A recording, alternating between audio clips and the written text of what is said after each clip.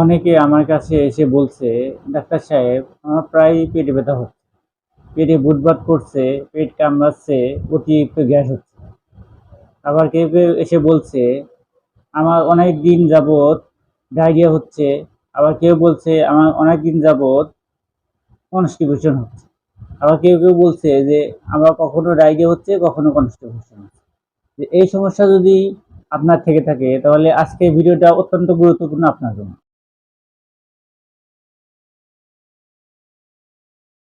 আসসালামু আলাইকুম, আমি ডাক্তার জাকির হোসেন, বিএইচএমএস সরকারি হোমিওপ্যাথিক মেডিকেল কলেজ।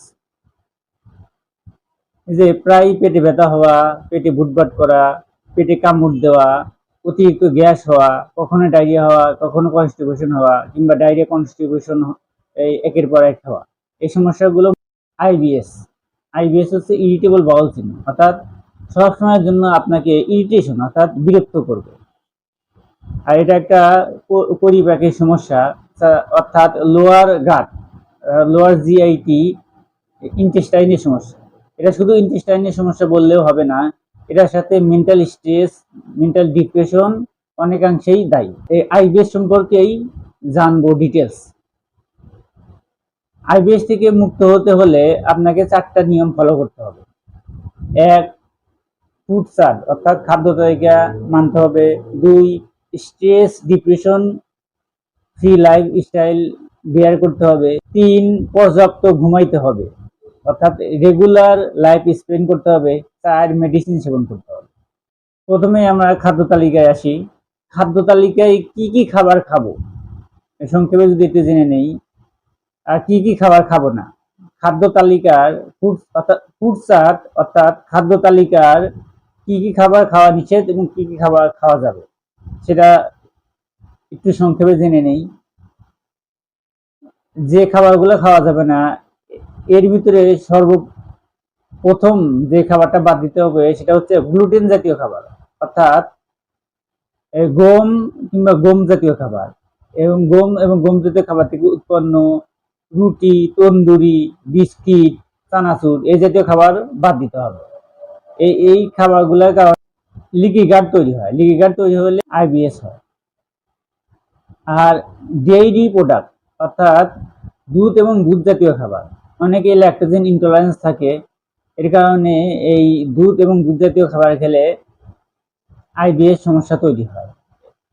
আবার অনেকে এই দুধে ক্যাসিন থাকে, ক্যাসিনের কারণে অনেক সময় এই সমস্যাগুলো তৈরি হয়। এবার অতিরিক্ত ভাজা পোড়া তৈলাক্ত খাবার এবং হোটেলের খাবার খাওয়া যাবে না। এরপরে অনেকে আমরা সফট ড্রিঙ্কস খাই, অর্থাৎ যেসব সফট ড্রিঙ্কসে ক্যাফেনের পরিমাণ বেশি সেসব সফট ড্রিঙ্কস খাওয়া যাবে না। এই ক্যাফেনের পরিমাণ বেশি থাকলে সেই সফট ড্রিঙ্কসগুলো ঘুমের ব্যাঘাত করে, ঘুমের ব্যাঘাত হলে তখন হচ্ছে পরিপাকের সমস্যা তৈরি হয়। আর অতিরিক্ত খাবার খাওয়া যাবে না, প্রয়োজনের অতিরিক্ত খাবার খেলে বদহজম হলে আইবিএস এর সমস্যা তৈরি হবে। এখন জেনে নেই কি কি খাবার খাওয়া যাবে। সর্বপ্রথম হচ্ছে পর্যাপ্ত এবং পরিমাণ মতো পানি খাইতে হবে। এরপরে খাবার ভালোভাবে চিবিয়ে খেতে হবে, সুন্দর করে চিবিয়ে ভালোভাবে চিবিয়ে তারপরে গিলতে হবে। এবং খাবার রুটিন ফলো করতে হবে, সকালে খাবার সকালে, দুপুরে খাবার দুপুরে, রাতে খাবার রাতে। এমন যেন না হয় সকালে খেলাম দুপুরে খেলাম না, দুপুরে খেলাম রাতে খেলাম না, কিংবা রাতে খেলাম সকালে খেলাম না, এরকম করা যাবে না। অর্থাৎ খাবারের একটা রুটিন ফলো করে চলতে হবে। আর যেসব সবজি ফল সহজে হজম হয় সে ধরনের খাবারগুলো খাবো। সহজে হজম হয় এরকম সবজির ভিতরে পটল, চিচিঙ্গা, ধুন্দুল, করল্লা এবং পেঁপে। প্রক্রিয়া সহজকরণের সবচেয়ে উত্তম খাবার হচ্ছে পেঁপে। ভাত, চালের রুটি এতে খাওয়াতে কোনো নিষেধ নাই। এরপরে ডালের ভিতরে মুসুরের ডালটা অ্যাভয়েড করে মুগের ডালটা খাবো। আইবিএস এর প্রকারভেদ অনুযায়ী কি কি খাবার খাবো না। প্রধানত আইবিএস 3 প্রকারের ভিতরে যাদের ডায়রিয়াল টাইপ আইবিএস, অর্থাৎ যাদের ঘন ঘন ডায়রিয়া হয় এবং ওষুধ খেলে সারছে না, তাদের ক্ষেত্রে ডায়রিয়াল টাইপ আইবিএস এর ক্ষেত্রে ফাইবার যুক্ত খাবার খাওয়া যাবে না, ফাইবার যুক্ত খাবার অ্যাভয়েড করতে হবে। সেক্ষেত্রে কাঁচকলা, বেলের শরবত, বেল এগুলো খাওয়া যেতে পারে। আর কনস্টিপেশন টাইপ যাদের কনস্টিপেশন টাইপ আইবিএস, তাদের ক্ষেত্রে আবার এটার উল্টা, অর্থাৎ ফাইবার যুক্ত খাবার খেতে হবে। এর ভিতরে সবচেয়ে উত্তম হচ্ছে ইসবগুলের ভুসি খেলে। এটা অনেক পরিমাণ ফাইবার থাকে, এই ফলে সহজে হজম হয় এবং বাথরুম ক্লিয়ার হয় এবং কোষ্ঠকাঠিন্য দূর হয়।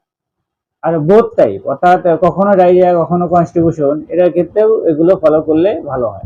স্ট্রেস ফ্রি লাইফ স্পেন্ড করা, সকল ধরনের পারিবারিক, মানসিক, শারীরিক, সামাজিক সব ধরনের stress free, depression free, anger free, anxiety free life spend করতে হবে। এটা হলে আইবিএস এর জন্য খুবই উপকার হবে এবং এটা নির্মূলও করা সম্ভব এই জিনিসগুলো কন্ট্রোল করতে পারবে। এরপর হচ্ছে ঘুম। 3 নম্বর যে পয়েন্টটা বলা হয়েছিল ঘুম, ঘুম হচ্ছে সবচেয়ে দরকারি একটা জিনিস। যারা আমরা নিয়মিত ঘুমাই না, যারা রাত জাগি, কিংবা যারা ছাত্ররা পড়াশোনা করার কারণে অনেক সময় রাত জাগা হয়, অনেকে বদ অভ্যাসের কারণে মোবাইল, ইন্টারনেট, স্মার্টফোন এগুলার কারণে অনেক সময় দেখা যায় রাত জাগা হয়। যে রাত জাগলে কি হয়, হজমের সমস্যা, সমস্যা তৈরি হলে কি হয়, তখন আইবিএস, ঘন ঘন পায়খানা হয়, কনস্টিপেশন হয়, এর কারণে কি আইবিএস বৃদ্ধি পায়। আর এই ঘুমটা যদি কন্ট্রোল করতে পারি, নিয়মিত ঘুমাইতে পারি, নিয়মিত খাবার খেতে পারি, তাহলে আইবিএসটা কন্ট্রোল করা সম্ভব। এরপর হচ্ছে মেডিসিনাল ট্রিটমেন্ট কি হতে পারে। আধুনিক চিকিৎসায় অনেক রুগী, আমাদের কাছে অনেক রুগী এসে অনেক ধরনের সমস্যার সমাধান, অনেক কথা বলতেছে যে ডাক্তার আমি 6 মাস চিকিৎসা করছি, যেরকম বলছে সেরকম চিকিৎসা করছি, কিন্তু তার কোনো কাজ হচ্ছে না। যখন ওষুধ খায় তখন ভালো থাকে, যখন ওষুধ বন্ধ করে দেয় তখন আবার আগের সমস্যা তৈরি হয়। সেজন্য বলবো যে আপনি হোমিওপ্যাথিক চিকিৎসা করেন। হোমিওপ্যাথি চিকিৎসায় এটা নির্মূল হওয়া সম্ভব। কেন হোমিওপ্যাথি চিকিৎসা করবেন যদি বলি, 1 নম্বর হচ্ছে হোমিওপ্যাথি রোগের চিকিৎসা করে না, রোগী চিকিৎসা করে, অর্থাৎ treat the patient not the disease. Doctor Samuel Hahnemann 1790 সালে এই হোমিওপ্যাথি চিকিৎসা আবিষ্কার করেন এবং ওয়ার্ল্ড হেলথ অর্গানাইজেশন অর্থাৎ এই WHO স্বীকৃতিপ্রাপ্ত অল্টারনেটিভ মেডিকেল কেয়ারের প্রধান হচ্ছে হোমিওপ্যাথি, এবং সারা পৃথিবীতে প্রায় 110টা রাষ্ট্রে এই হোমিওপ্যাথি চিকিৎসা চলছে। আর একটা কি কারণ যে হোমিওপ্যাথি চিকিৎসা করবেন, এটার অন্যতম কারণ হচ্ছে এই হোমিওপ্যাথি চিকিৎসার অধিকাংশ মেডিসিন, প্রায় 80% মেডিসিন হচ্ছে প্রাকৃতিক উপাদান, অর্থাৎ ভেষজ উপাদান থেকে তৈরি। সেজন্য কেমিক্যাল ইফেক্ট খুবই কম।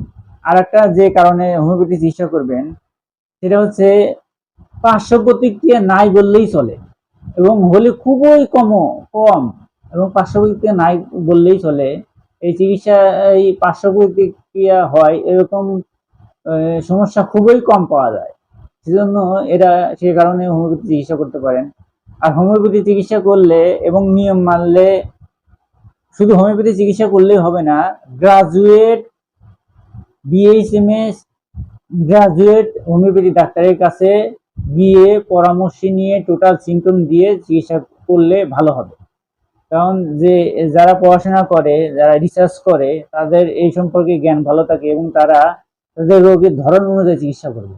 ডায়রিয়াল টাইপ হলে এক ধরনের চিকিৎসা দেবে, কনস্টিপেশন হলে আরেক ধরনের চিকিৎসা দিবে, এবং মিক্স টাইপ অর্থাৎ ডায়রিয়া এবং কনস্টিপেশন উভয় টাইপের হলে তখন আবার টেস্টিং করে সেই ধরনের চিকিৎসা দিবে। সেজন্য বলি হোমিওপ্যাথি চিকিৎসা করেন এবং গ্রাজুয়েট হোমিওপ্যাথি ডাক্তার এর শরণাপন্ন হন এবং আপনার সমস্যা সম্পূর্ণ ডাক্তারের কাছে খুলে বলেন, কি কি কারণ হয়, কি সমস্যা তৈরি হয়, কখন হয়, এই সমস্যাগুলো ডিটেলস বলেন।